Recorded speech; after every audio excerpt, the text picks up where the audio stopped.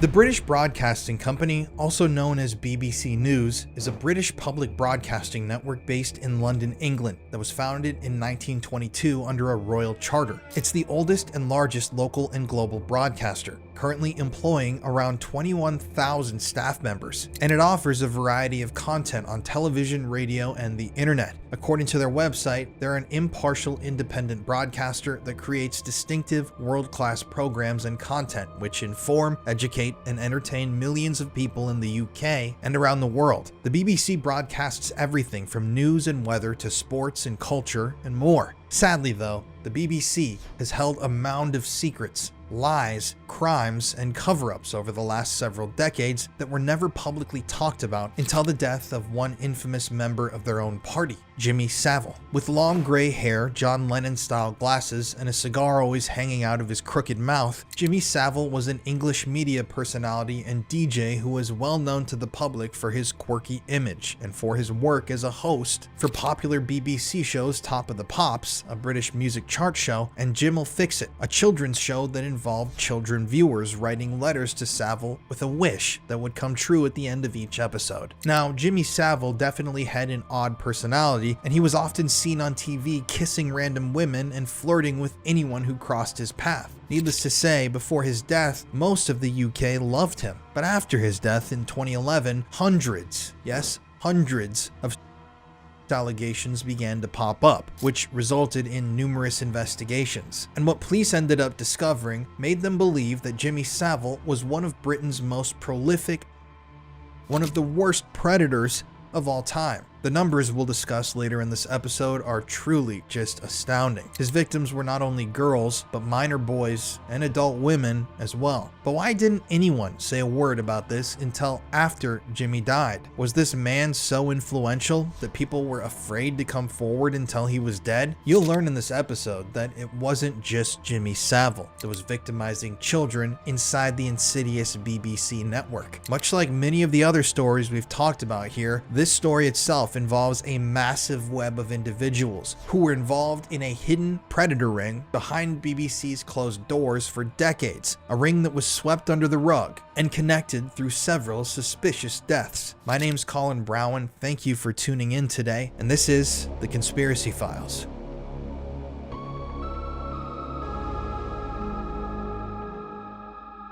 Now, before we get too far into this story, I do want to state the usuals. All parties are presumed innocent until proven guilty in a court of law. The opinions presented on today's show are solely my opinions, no one else's. I don't want to do anything to myself. I don't plan on going anywhere. I have no plans to do anything, if you know what I'm saying. I have to get around guidelines here. And yeah, if you want to research this story even further, I always, without fail, post a resources document in the description of this show, whether you're listening on Spotify or Apple Podcasts, or you're watching on YouTube. The resources document is there, so if you want to conduct your own research and see where I'm gathering this information from, you can check that document out. Now, I will say, the BBC has produced some incredible programming over the years, but this story is so big and so expansive and has so many dirty players in it. It's really hard to unravel this whole thing mentally. And this journey's been crazy, y'all. I started out last year, really, when I dug into Midnight Productions and North Fox Island and this other documentary that I've been working on for over a full year now, which I can't talk about yet for safety reasons. But going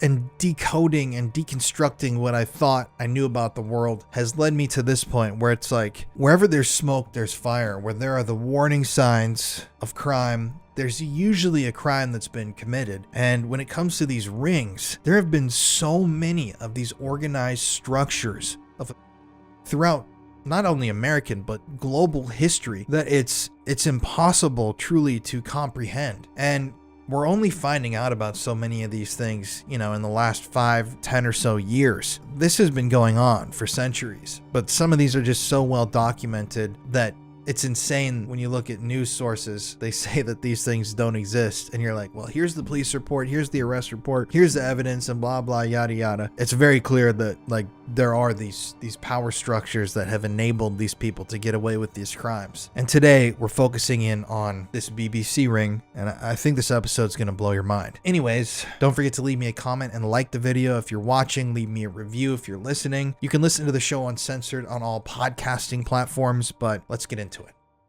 On the outside, Jimmy Savile looked like an amazing, unique individual who devoted his entire life to his entertaining work and helping others. He was known for fundraising and supporting different charities and hospitals, and was considered to be a prodigious philanthropist. In 1971, Jimmy Savile was awarded the OBE, which is the Order of the British Empire, a British order of chivalry that rewards contributions to the arts and sciences, work with charity, and public service. In the UK, it is a great honor to be awarded with one of these orders. And in 1990, Jimmy Savile was knighted by the Queen of England and Pope John Paul II for his charitable work after Prime Minister Margaret Thatcher publicly and privately lobbied for him to receive knighthood. This changed his name to Sir James Savile. Jimmy was more than just a face on television. He was also connected to politicians, police, and members of parliament for decades before his death. He was involved in churches and worked at numerous hospitals around the UK as a part of his charity work. Everybody loved Jimmy Savile, but who was he really? Well, in 2007, Jimmy was almost exposed when Surrey police were contacted by a woman who said she witnessed an incident at the Duncroft School 30 years prior. 3 other women who were interviewed independently ended up corroborating that woman's allegations, but when he was called in for a police interview in 2009, obviously Jimmy Savile denied all of the allegations and threatened to sue the woman. The group of women were hesitant to go to trial, and the prosecutors ended up dropping the case a few weeks later. Of course, most people who caught wind of this refused to believe that Jimmy was capable of such inappropriate conduct, but they were in for a rude awakening only a few years later. After Jimmy Savile died right after his 85th birthday in 2011, his secrets began to emerge from the dark. A documentary presented by English investigative reporter Mark Williams Thomas was broadcast a year after Jimmy's death on October 3rd, 2012. In the documentary, several women stated that they were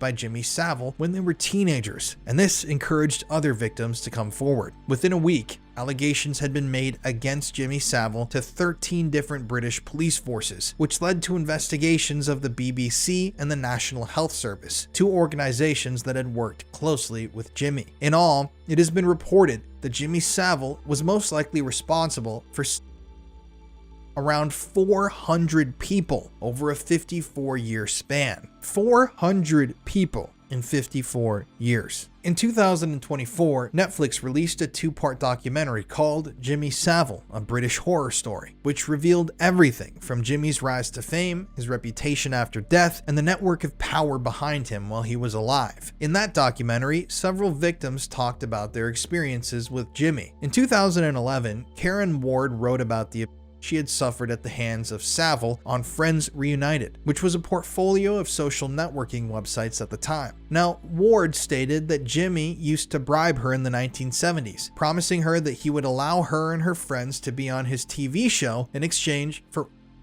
Feeling pressured, Jimmy took the woman to his car, and another woman, Sam Brown, came forward and stated that Jimmy Savile had her several times when she was a minor attending church services at the Mandeville Chapel. Jimmy regularly worked with charities throughout his life and was especially intertwined with the Broadmoor Psychiatric Hospital, the Duncroft School, and the Stoke Manville Hospital. Jimmy didn't just raise money for them, he also put in some hours in person, helping hospital attendants tend to the sick. Broadmoor staff even gave Jimmy Savile his own room to stay in when he visited their campus, and at other hospitals, Jimmy kept his camper van in the parking lot. I guess back then it didn't seem that odd for Jimmy to be doing all of that, but looking back and knowing what we know now, we now know that there were a lot of terrible things that took place in that camper van. Interestingly, Jimmy also had special privileges in the places that he volunteered at and was given access to restricted parts of certain hospitals. And unfortunately, Jimmy used this special treatment and this special access to his advantage. His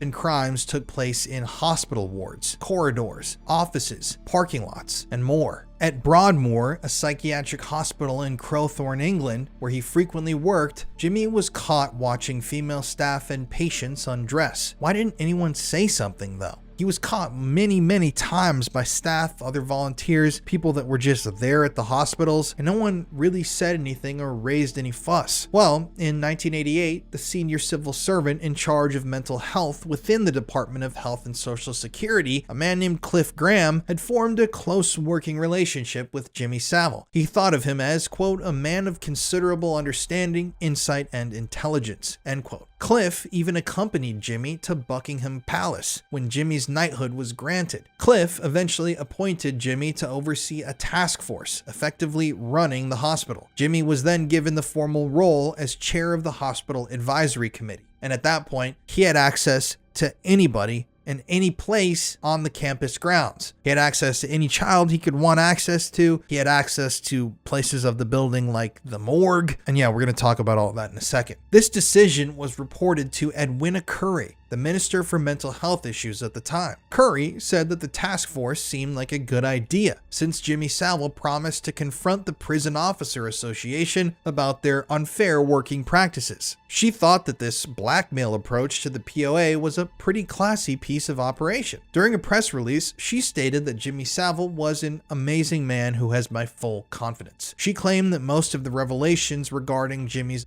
were completely new to her, and that his behavior had been completely hidden at the time. But Labour member of the Parliament, Tom Watson, has openly questioned Curry and other ministers about the access that they granted to Jimmy Savile, who had senior political connections at the time, including, of course, a close friendship with a Margaret Thatcher. Jimmy also had a close relationship with Ken Clarke, the health secretary at the time. Now, according to Tom Watson, that Labour member of the Parliament, Edwina Curry's actions and her special treatment that she granted Jimmy Savile, quote, allowed a dangerous, predatory, unfettered access to some of the most vulnerable people in the country, end quote. Personally, I don't see how Jimmy Savile, who wasn't a medical professional in any sense, could have had a formal role overseeing an entire hospital and choosing who to hire for any other reason than because of his influence and his background connections that weren't innocent, to say the least. Now, as you can tell, right back then, the web was starting to form. Jimmy was given access to all these buildings where, like I said, he could immediately get access to children. He could walk into the children's ward at any time of day or night. He could request time alone with any child. He could take children out of their rooms. He could corner workers, corner nurses, corner staff. He could get the keys to any old abandoned part of the hospital grounds that he's so pleased to get keys for. And this was all just handed to him on a silver platter. Investigators found that Jimmy Savile's role of overseeing that hospital task force enabled him to use his influence to appoint a close associate, a good friend of his, as the general manager of Broadmoor for the next 8 years, Alan Freeney. Now, Alan was inexperienced for this position, but he was a friend of Jimmy's, and unsurprisingly, his intentions were also incredibly questionable. During that time, a female nurse who was working at the hospital was reported to have had a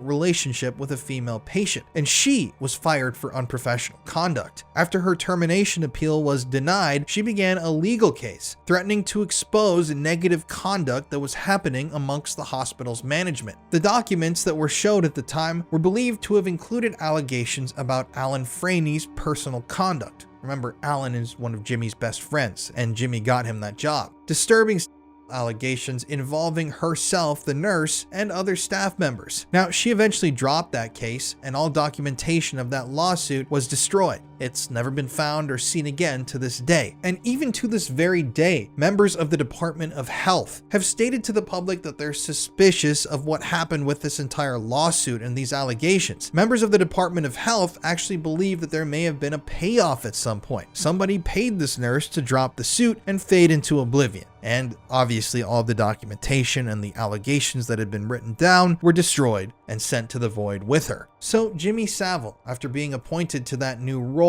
used that role to enhance the impression that he was close to government ministers and Department of Health officials, therefore making it seem like Jimmy Savile was in some sort of a position of authority. And like many other predators before and after him, Jimmy was using this power and influence to get away with decades of crimes. There were rumors of Jimmy Savile's inappropriate behavior towards young women during his time at Broadmoor, but nothing ever came from it. Were all these higher-ups protecting each other? That's a good question. Chris Patton, the chairman of the BBC Trust, wrote, quote, "The BBC's reputation is on the line. The BBC risks squandering public trust because one of its stars over 3 decades was apparently a criminal, and because others, BBC employees and hangers-on, may also have been involved." End quote. Even today, the chairman is stating that Jimmy Savile was apparently a criminal. There aren't any apparent crimes. We need to make that very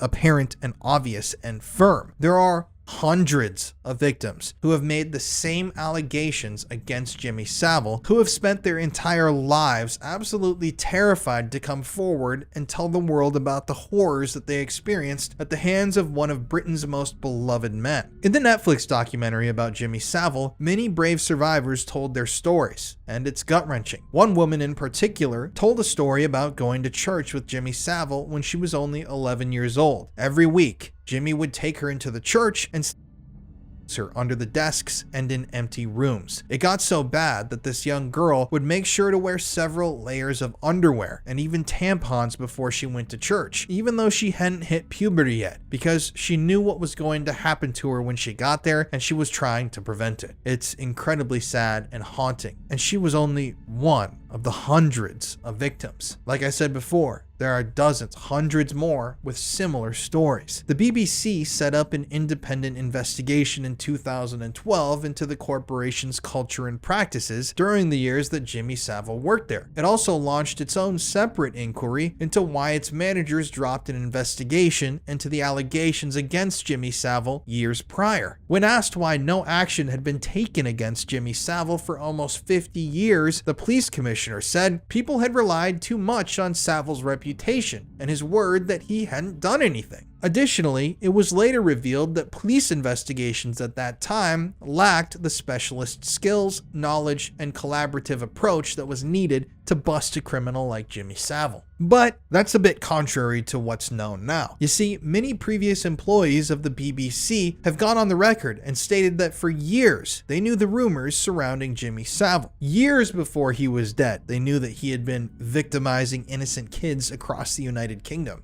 The former BBC governor for Wales and former UK chairman of BBC's Children in Need, a man named Sir Roger Jones, has also gone on the record and stated that he had had suspicions about Jimmy Savile for years. He said, quote, "I think we all recognized he was a pretty creepy sort of character," end quote. Yet no one ever did anything. So you had all these people that were surrounding Jimmy Savile, people noticing that he's creepy, saying he was a creepy character, saying obviously he behaves inappropriate with children. They were openly stating this and they all knew it, yet no one did anything. It should be stated also here that Sir Roger Jones eventually decided that he was no longer going to let Jimmy Savile onto the set of Children in Need, but he also failed to tell management why he made this decision and about the ban because he lacked any hard evidence against Jimmy. He just said, "Jimmy, you're no longer welcome here," but he didn't tell anybody above him about why he wasn't welcome. After Jimmy's death in 2011, producer Myron Jones produced an expose documentary which helped start that investigation into Jimmy Savile. Myron first discovered accusations against Jimmy Savile that dated all the way back to the 1970s. You see, at the time, his aunt ran an institution called the Duncroft School in Middlesex. It was for troubled teen girls who had committed serious crimes. The place was something between a prison and a school, a place that would supposedly help these kids finish their studies and grow into responsible adults. Myron always noticed that Jimmy Savile would show up at Duncroft all the time. He said he always thought it was weird. Why was Jimmy there to hang out with these troubled teenage girls? Not only that, according to Myron, Jimmy was often seen leaving the campus with some of the schoolgirls in the back of his Rolls Royce. And when Myron wanted to air his investigation into Jimmy Savile on the BBC, they straight up refused. They told him, "No way, we will not air this, we will not play this, we will not show this." Some of the main points discovered during that inquiry into the BBC's operations while Jimmy Savile was there are as follows. During that time, the BBC was a place ripe with discrimination, and harassment. There were, quote, serious failings in the BBC's culture and systems of communication, management, and investigation. And had these failures been addressed at the time, Jimmy Savile's activities could have been stopped. But no complaints were made about Jimmy Savile to the BBC's duty office, as would be the appropriate procedure, although there were 8 different occasions on which complaints were made in other ways. The first complaint was made in the late 1960s and concerned Jimmy Savile inappropriately kissing a member of staff in Manchester. Some members of the BBC staff were aware of Jimmy Savile's inappropriate conduct in connection with his work for the BBC, but like I said before, there was no evidence that any senior member of staff was aware of Jimmy's conduct. The earliest known incident was of a 13-year-old girl at Lima Grove Studios in the year 1959, and the very last known incident was in 2006 at the last recording of Jimmy's program, Top of the Pops. Investigator Dame Janet Smith had her own inquiry into Jimmy Savile and the BBC and discovered that Jimmy would commit whenever and wherever the opportunity arose. She states that incidents took place basically in every single one of BBC's premises at which he worked. Jimmy's usual tactics with young girls, and sometimes boys, was to by first inviting them to watch him perform on set, then later on making advances towards them in his dressing room afterwards. One junior employee stated that she was once told to keep her mouth shut because Jimmy was a VIP. So, the police called the investigation into Jimmy Savile's crimes Operation Yewtree. The Metro Police worked with the National Society for the Prevention of Cruelty of Children, otherwise known as NSPCC, in this investigation. Operation Yewtree, led by Detective Chief Inspector Michael Orchard, started in 2012 and led the police to a list of other perpetrators and posited that Jimmy Savile may have just been the center of a wider predator ring. It also raised questions about whether the BBC had ignored these crimes it suspected over several decades. Operation Yewtree found that the majority of the victims of this organized ring were aged 13 to 16, and the crimes were on a national scale. Those involved in the operation described it as a watershed moment for investigations and a landmark investigation. The operation followed 3 strands: allegations against Jimmy Savile, allegations against Jimmy Savile and others, and allegations that just involved other predators in general. At the end of 2012, the investigation was completed, and the report was released in January 2013, called Giving Victims a Voice. In May 2013, the New York Times reported that at least 69 police officers and staff members were involved in the operation, and that many of the suspects were celebrities. No surprise there. It resulted in the arrests of 18 TV presenters, comedians, and other show business associates, one of them being BBC children's presenter Rolf Harris, who was charged for indecent dating back decades, with victims as young as 8 years old. An investigation into British singer Cliff Richard and English comedian and actor Jimmy Tarbuck were also opened, but never resulted in charges. Going back to Giving Victims a Voice, here's some information that was revealed in that report. So, Jimmy Savile offended at 13 hospitals, including the Broadmoor High Security Psychiatric Hospital, the St. James Leeds Hospital, the High Royd Psychiatric Hospital, the Dewsbury Hospital, the Wycombe General Hospital, the Great Ormond Street Hospital in 1971, the Ashworth Hospital, the Exeter Hospital, the Royal Portsmouth Hospital, the St. Catherine's Hospital in Birkenhead, and the Saxondale Mental Health Hospital. A total of 14 offenses were recorded in relation to schools. Jimmy Savile's youngest victim was an 8-year-old boy, and the oldest was a 47-year-old woman. The earliest allegation is from 1955 in Manchester, and the last 2009. Offenses were carried out at the BBC between 1965 and 2006, and peak offending took place between 1966 and 1976. According to this report, Jimmy Savile was just roaming around the United Kingdom, committing all these crimes for most of his life, and not a thing was done until he died. He probably felt like he was invincible, and sadly,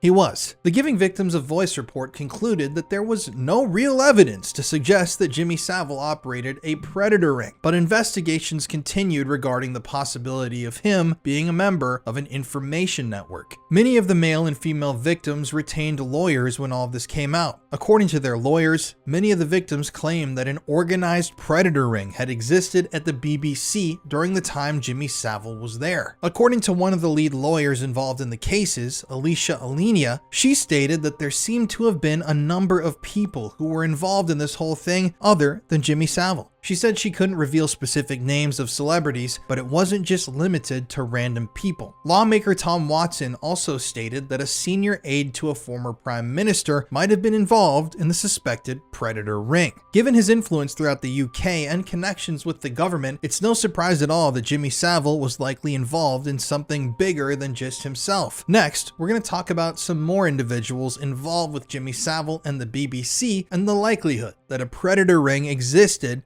in plain sight. First of all, we have Gary Glitter. During the investigation into Jimmy Savile, another face of the BBC was revealed, Paul Gadd, famously known as Gary Glitter. Now, Gary Glitter is a former English singer who was the most popular during the 70s and 80s. You definitely know some of Gary Glitter's music. One of his songs was infamously used in the 2019 Joker film, and there was huge backlash because they used that song after all this stuff had happened. But Gary Glitter's career ended in 1999 after he was convicted of downloading, which I'm going to refer to as CP throughout the rest of this video. But first, let's go through Gary's criminal history. In the 1970s, he was acquitted of a charge of sexual activity with an underage girl. In 1997, he was arrested for downloading thousands of CP images and videos. He later faced criminal charges and deportation from several countries in connection with actual and suspected child.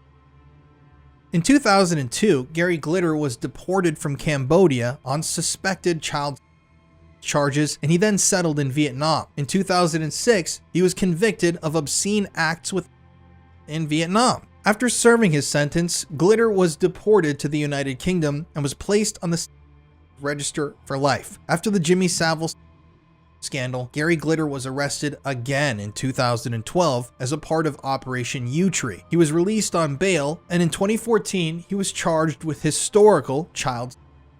In 2015, he was found guilty of one count of unlawful with a girl under 13, and 4 counts of indecent. He was sentenced to 16 years in prison. He was then released in February 2023 after serving half of his sentence in prison, but sent back a month later after breaching the conditions of his release. His parole was denied in February 2024. Obviously, I've talked about this before on my TikTok, Gary Glitter has some major issues, and he's a hardcore.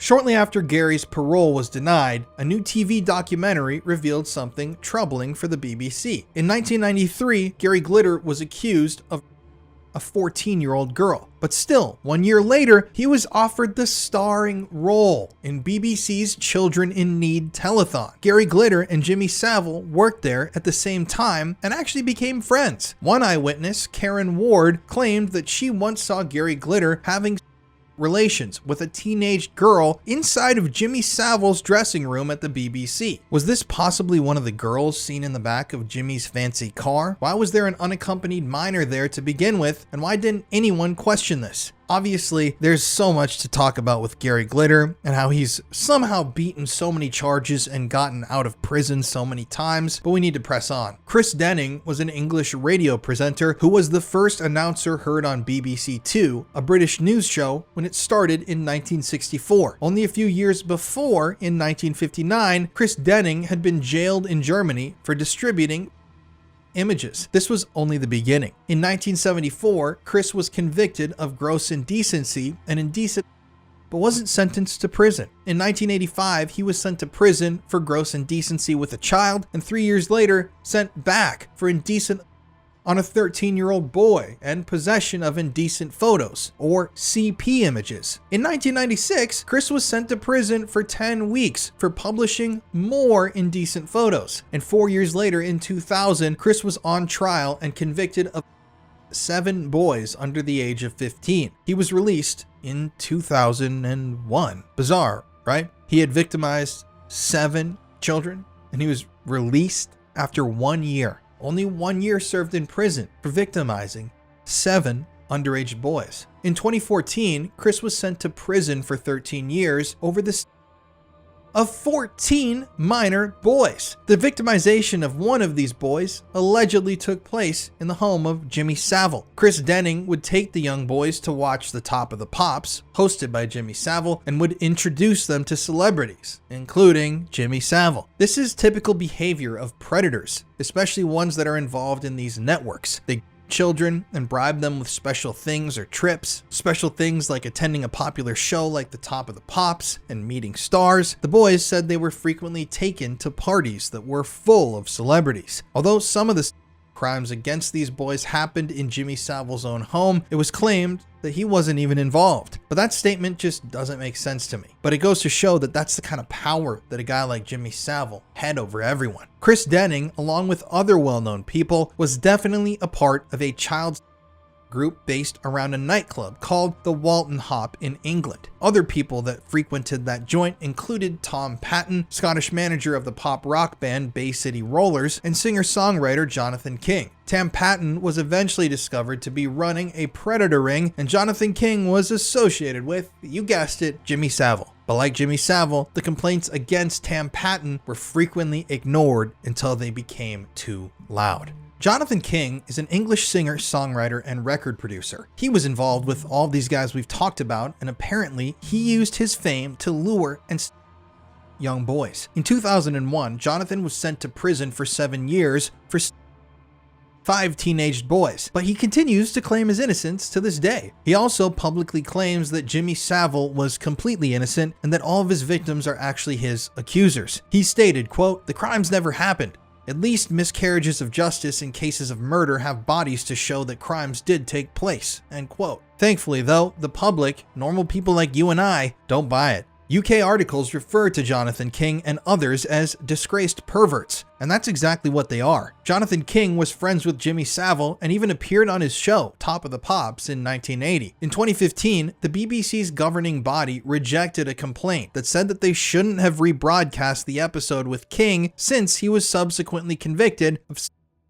against kids. According to the BBC, King's episode wasn't inappropriate and did not break editorial guidelines, despite the fact that they apparently make these decisions on a case-by-case basis, taking into account the potential sensitivity surrounding the person. I'd say that the crimes Jonathan King committed were extremely sensitive and vile in nature, but I guess that's just me. Rolf Harris. Rolf Harris was an Australian musician, TV personality, painter, and actor. He was most famous for his British children's television shows, and he was loved by the public. Rolf, too, was associated with Jimmy Savile and held a slot on a BBC show in 1952, which launched his career. Rolf was arrested during Operation Yewtree for and went on trial in 2014, where he was subsequently convicted and sentenced to 5 years and 9 months in prison. He was released early though, sadly, in 2017, and one of his convictions, involving an 8-year-old girl, was overturned. One of Rolf's victims was a friend of his daughter, who claimed she was by Rolf between the ages of 13 and 19. Rolf claimed their relationship was mutual, and his friends and family supported him throughout the entire trial. Ironically, Rolf Harris actually created a video in 1985 called "Kids Can Say No," a child safety video which told children about how they could avoid. The film starts eerily with Rolf singing a song with a group of children that says, "My body's nobody's body but mine. You run your own body, let me run mine." It's obvious, knowing what we know now, that he was trying to hide in plain sight. In the mid-1970s, Jimmy Savile gave Rolf Harris a tour of Broadmoor Hospital, the hospital we discussed earlier that Jimmy Savile somehow became in charge of. There were reports that emerged at the time that Jimmy Savile showed Rolf around the rooms when the girls were undressing and getting ready for bed. One of the former patients stated that it was strange that Rolf Harris arrived at the same time that they were getting ready for bed late at night, and believed that he had showed up at that exact time deliberately. Again, more typical behavior of a sadistic. Bring your other predator friends around and give them access to what you have access to. There's no reason why Jimmy Savile would randomly give Rolf Harris a tour of the Broadmoor Hospital, especially when he knew that the young girls would be getting undressed in the hallways for bedtime. It's bizarre. There's also Stuart Hall. Stuart is a former English broadcaster with the BBC who was most known for his show called It's a Knockout. The investigations into Jimmy Savile also led investigators to Stuart Hall, and a separate investigation was then opened. In 2013, Stuart admitted that he had 13 different girls and was sentenced to, drumroll please, 15 months in prison for 14 counts of indecent. That's almost a full month per every victim. That's crazy.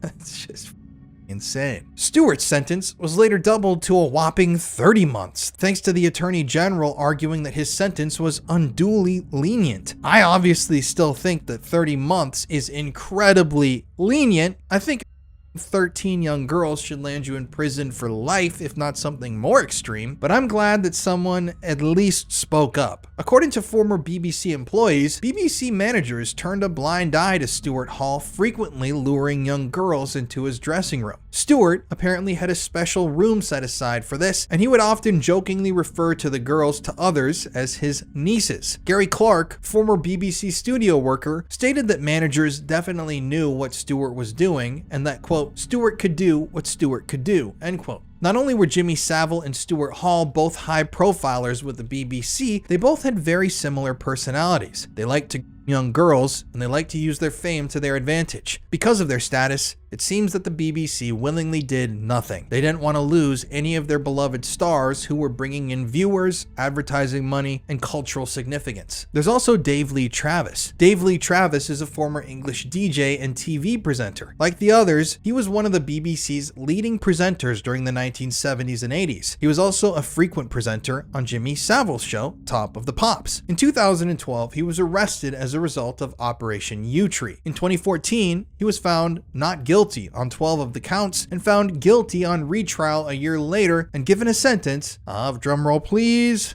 3 months in prison. Dave Lee Travis claimed that he knew that Jimmy Savile liked young girls while they worked together, but apparently he didn't think that any of the girls that he ever saw around Jimmy were underage. When asked about their relationship, Dave claims that he only knew Jimmy as a colleague and nothing more. I find this highly unlikely, given the two's similar behaviors and crimes. Another predator working for the same broadcasting network at the same time as Jimmy Savile, he's even on Jimmy Savile's show. It's highly unlikely to me that these guys had nothing to do with each other. There's also Ray Teret. Ray was a former chauffeur and assistant of Jimmy Savile that was convicted in 2014 for an indecent. Before this, Ray was found guilty of having with a 15-year-old girl. Overall, Ray was accused of more than 30 offenses and crimes, including 18 charges, some dating back to the 1960s. One of the charges related to an offense that was committed by Ray and Jimmy Savile together at the same time. Ray denied everything, yet he couldn't deny that he and Jimmy Savile had spent decades together, spending almost every single day together riding in the same vehicle. Ray was also previously a DJ and a close friend off camera of Jimmy Savile. They even shared a flat together in the 1960s and were reportedly together all the time after they met when Ray won Jimmy's singing contest at the Palace Theatre in Manchester. But investigators discovered graffiti dating back to the 1960s and 70s behind the wallpaper of Ray's former apartment. The names, telephone numbers, and other information confirmed the testimony given by the victims at his trial and contradicted the fact that Ray claimed to have never known any of the victims. On December 14, 2014, Ray was sentenced to 25 years in prison. A lawyer of 169 of Jimmy Savile's victims claimed that Ray's conviction represented, quote, the closest the victims of Jimmy Savile will get to a conviction against their attacker, end quote. Ray died in prison on May 5th, 2021. Speaking of drivers though, one of Jimmy Savile's victims, a woman named Georgina Martin, stated that she was frequently driven to his home by several different drivers, one of which she says she was pimped out to. There are so many victim accounts and behaviors that lead to a predator ring, but the BBC has refused to ever admit to it. To this day, they won't admit that there was organized happening behind the scenes at the BBC. They just refuse to admit to it. Is that because they're technically a government agency and there's still a cover-up going on? No way, they would never do that, would they? So as you can see here, Jimmy Savile with the BBC was running this absolutely massive predator ring. And these are just the people that we know. These are the famous names. We're not even getting into the everyday people, the royal people, the elite people in, English society, the businessmen, the rich,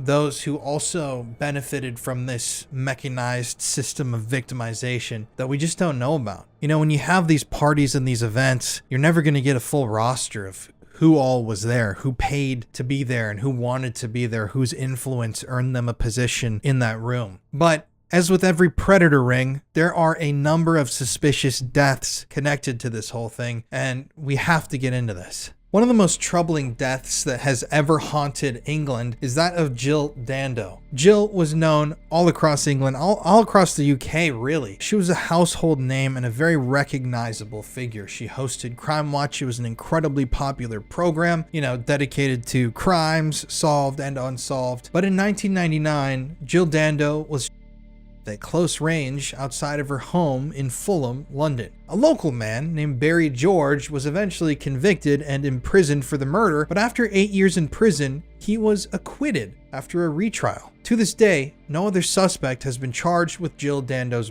and the case officially remains unsolved. At the time of Jill Dando's death, the trials of Gary Glitter and Chris Denning were underway. Additionally, a former friend and colleague of Jill's from the BBC claimed that Jill had tried to get the BBC bosses to investigate an alleged predator ring that existed within their corporation that she had gathered evidence on. She had handed over her files, all the data she had gathered, all the incriminating materials that she had meticulously researched and collected, and according to the theory, this prompted a revenge attack. But apparently, nobody wanted to hear about it. None of the executives at the BBC wanted to give Jill the time of day. They certainly didn't want to see her evidence that she had collected against their organization, and it just went nowhere. Jill claimed that her investigation had led her to believe that big-name stars and BBC staff members were all involved in a predator ring. Keep in mind, this was in the 1990s. Jimmy Savile's death wasn't until the 2010s when the floodgates opened about the BBC. And sadly, nothing ever came of Jill's investigation. To this day, we don't know exactly what she found, what she had uncovered, and what she was planning on exposing. And as you know, she was murdered at the young age of 37. We don't know what happened to her files, and they probably were destroyed by this point. Who were these big-name stars that Jill was talking about, that she had uncovered connections between? Did Jill know too much? So much so that a lot of people wanted her dead? Well, Jill was shot at close range with a single bullet to the head, indicating that this may have been the work of a hitman. After all, it would be really risky for someone within the BBC to actually commit the crime themselves. So, hiring a hitman with no connection to Jill whatsoever is a very reasonable explanation. There are a lot of different theories as to who may have killed Jill Dando or why, but the existence of her secret investigation into the BBC predator ring that no one wanted to learn about or help expose is incredibly telling. It's like going to your boss and saying, hey, there are huge things going on at our company, and I have the proof that all these people are committing all these crimes, that all these people knew about these crimes and said nothing, and I would like to release this information so that we get as much bad publicity as possible. Obviously, they're not going to want to do anything with that. If they had some courage, they would, but did they take it a step further and have Jill Dando? We still don't know. I know where I sit on that issue. I think that that's the most likely explanation as to what happened to her, but to each their own. There's also the mysterious death of David Smith. David Smith was a former driver for Jimmy Savile and other BBC celebrities, and he was also charged during Operation Yewtree for a 12-year-old boy in 1984. According to authorities, David had taken the victim to visit the BBC studios in London, and he had him there, amongst other places. Authorities also discovered that David had previously been in trouble as well. In 1966, he had 22 convictions for against young boys. David Smith had previously been a paid driver for the private chauffeur company used by the Australian High Commission, who employed a number of convicted predators. He and other drivers from this company would pick up young care home boys and deliver them to organized predator in Barnes, Pimlico, and Kensington. The BBC also acted strange when David Smith was exposed. They publicly stated that they never found any record of David Smith being employed by or working for the BBC. But this was because the BBC hired him through a private company off the books and used this technical piece of information to make everyone believe he had no association with them. So they did actually employ David Smith just through another company. So they weren't directly hiring him. He wasn't on the payroll, but he was still being paid with BBC money, working for BBC stars, going to BBC sets and buildings. So why did they try so hard initially to distance themselves like that? Why wouldn't they just hire a regular driver with no previous convictions? Well, a month before David Smith was arrested, the head of employee tax at the BBC admitted that approximately 1,500 workers had been hired on a freelance off-the-books basis, which allowed them to cut some expenses. So who are all these people? They had 1,500 employees that, yes, they actually technically employed, like they worked at BBC studios and for BBC presenters and celebrities, and yet they weren't officially on the BBC payroll. What's up with the secrecy there? Why didn't they want anybody knowing who these employees were? Well, 2 victims waived their anonymity in an effort to give hope to others. Their names were Jason Little and his friend Lee Sullivan. Both accused David Smith of them when they were teenagers, and they accused the BBC of covering it up. Jason and Lee claimed that they had been taken to parties by David Smith and given drugs so that they could be by multiple men. When David Smith didn't show up for his trial in 2013, the police went to his home. But when they creaked open the old wooden door, what they found was disturbing. David Smith was dead. Dead before he could expose anything about his previous employer, Jimmy Savile, these parties, or any incriminating information at all. The coroner ruled David Smith's death as a self-unaliving of a combination of. Immediately, people were suspicious of the timing of David's death, literally in the middle of his trial. It's hard to accept that David Smith would unalive himself for the shame of being a predator, because he had already been living with that for decades. Why would he decide to unalive himself now? Murder cover-ups made to look like self-unalivings are not uncommon, as you already know. And there's so much more here. The BBC was 100% connected. I mean, all these predators and all these players were 100% connected to each other. But just like all the other elements in these stories, there's so much unknown. You hear mention from all these victims. I've read through so many testimonies of victims saying that they were taken to these parties once again with well-known individuals, powerful people, politicians. Who was hosting these parties? Who was putting these parties on? Who was organizing these parties? Was it Jimmy Savile himself? I think he played a part in it, but I don't know. I think that there's just something deeper here that has yet to be dug up and